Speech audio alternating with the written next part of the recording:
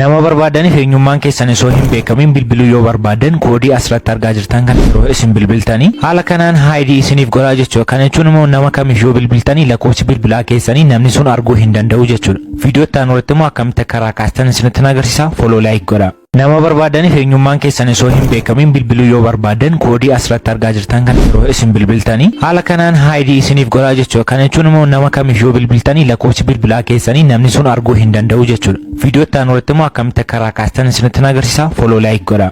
Nama barbaadaniif eenyummaan keessan osoo hin beekamin bilbiluu yoo barbaadan koodii asirratti argaa jirtan kan yeroo isin bilbiltanii haala kanaan haayidii isiniif godhaa jechuudha. Kana jechuun immoo nama kamiyyuu bilbiltanii lakkoofsi bilbilaa keessanii namni sun arguu hin danda'u jechuudha. Viidiyoo itti aanu irratti immoo akkamitti karaa kaastan isinitti agarsiisa. Follow like godhaa.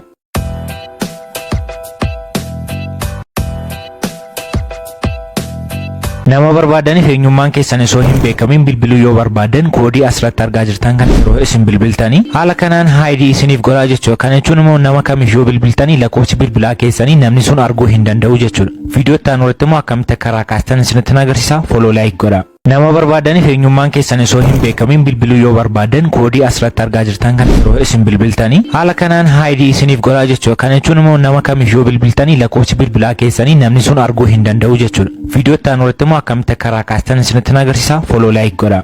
Nama barbaadaniif eenyummaan keessan osoo hin beekamin bilbiluu yoo barbaadan koodii asirratti argaa jirtan kan yeroo isin bilbiltanii haala kanaan haayidii isiniif godhaa jechuudha. Kana jechuun immoo nama kamiyyuu bilbiltanii lakkoofsi bilbilaa keessanii namni sun arguu hin danda'u jechuudha. Viidiyoo itti aanu irratti immoo akkamitti karaa kaastan isinitti agarsiisa. Follow like godhaa.